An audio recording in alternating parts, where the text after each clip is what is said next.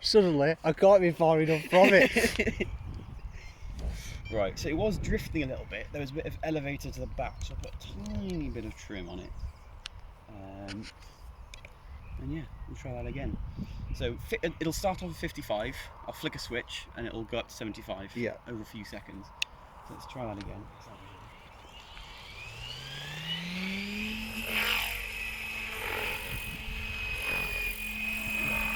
Ready? Yeah, that's scary.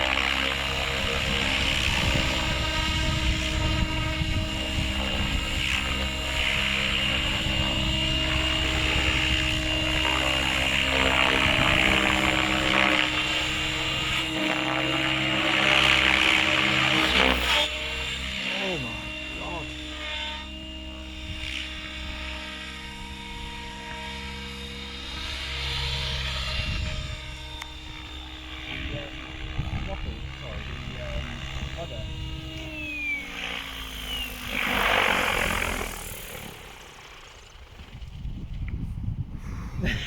The rudder is very, very twitchy actually. I might turn that down a bit.